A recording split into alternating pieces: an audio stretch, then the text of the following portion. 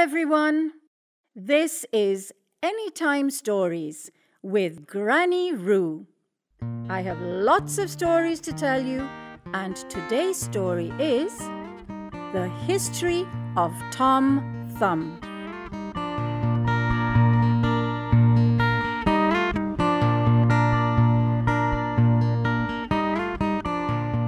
In the days of the great Prince Arthur, there lived a mighty magician called Merlin, the most learned and skillful enchanter the world has ever seen.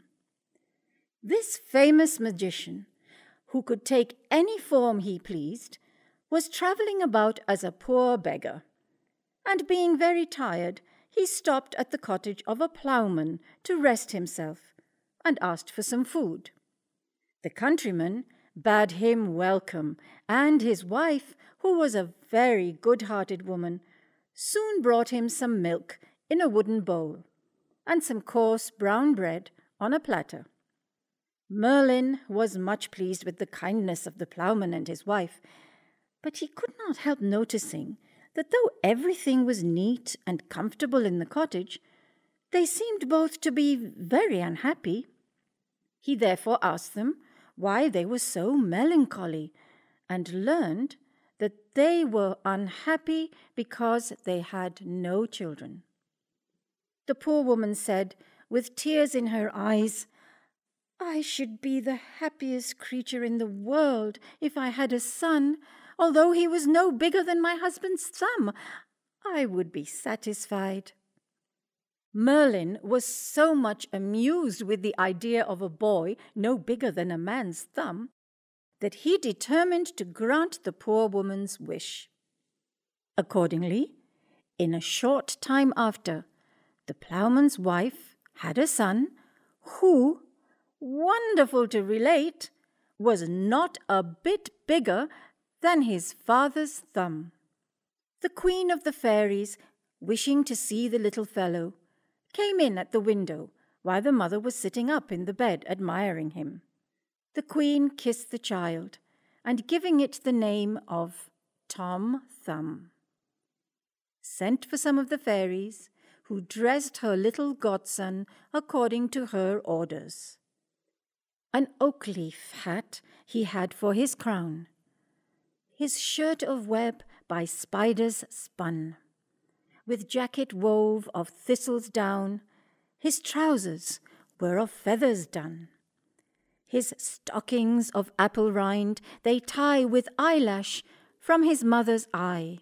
His shoes were made of mouse's skin, tanned with the downy hair within.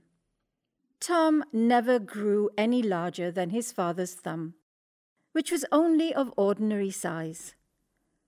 But as he got older, he became very cunning and full of tricks.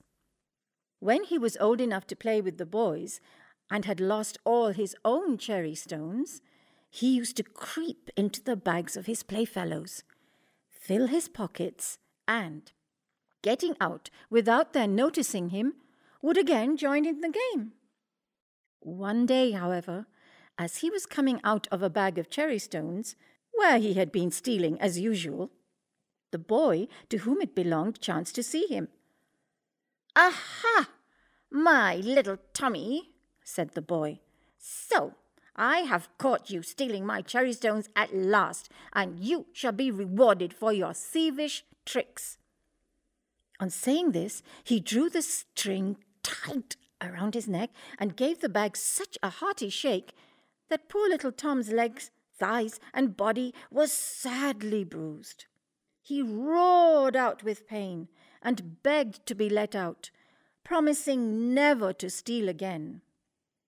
A short time afterwards, his mother was making a batter pudding, and Tom, being very anxious to see how it was made, climbed up to the edge of the bowl.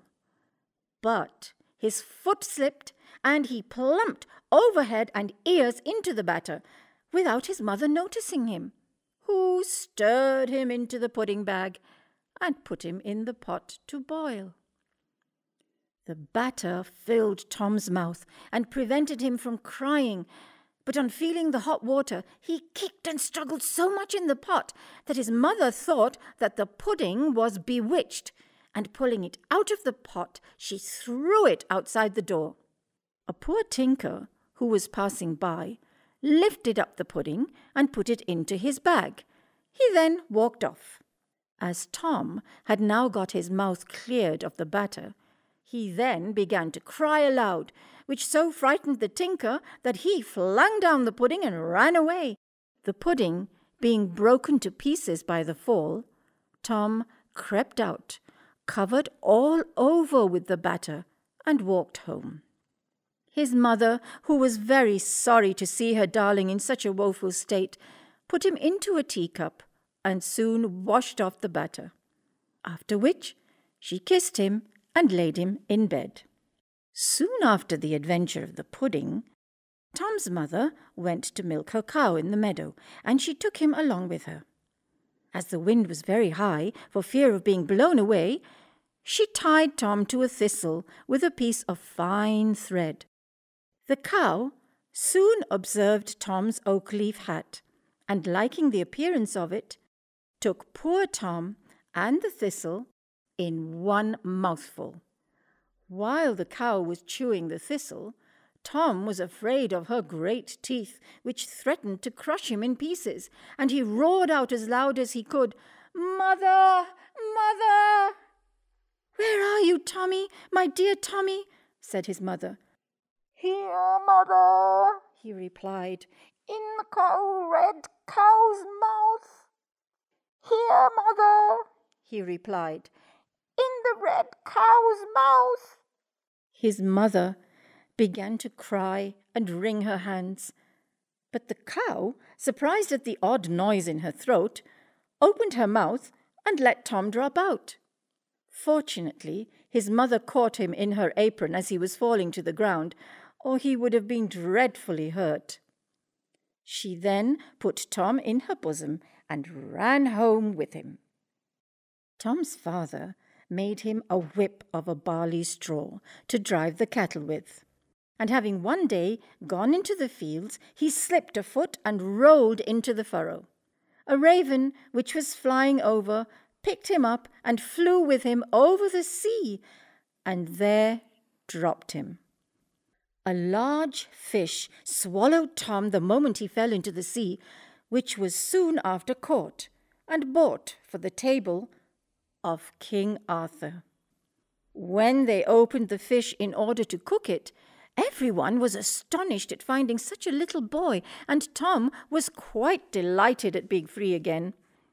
They carried him to the king, who made Tom his special dwarf, and he soon grew a favourite at court. For by his tricks and his gambols, he not only amused the king and queen, but also all the knights of the Round Table. It is said that when the king rode out on horseback, he often took Tom along with him, and if a shower came on, he used to creep into his Majesty's waistcoat pocket, where he slept till the rain was over. King Arthur one day asked Tom about his parents, wishing to know if they were as small as he was, and whether they were well off. Tom told the king that his father and mother were as tall as anybody about the court, but in rather poor circumstances. On hearing this, the king carried Tom to his treasury, the place where he kept all his money, and told him to take as much money as he could carry home to his parents, which made the poor little fellow caper with joy. Tom went immediately to get a purse, which was made of a water bubble, and then returned to the treasury, where he received a silver 3-penny piece to put into it. Our little hero had some difficulty in lifting the burden upon his back, but he at last succeeded in getting it placed to his mind and set forward on his journey.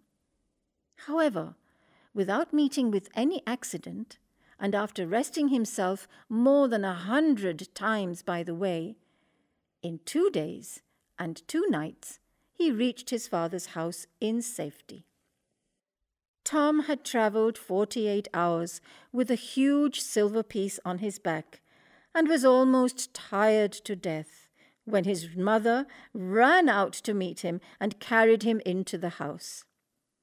But he soon returned to court.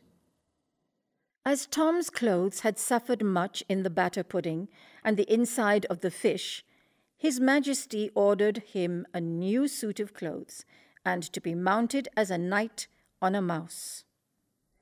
Of butterflies' wings his shirt was made, his boots of chicken hide, and by a nimble fairy blade, well learned in the tailoring trade, his clothing was supplied.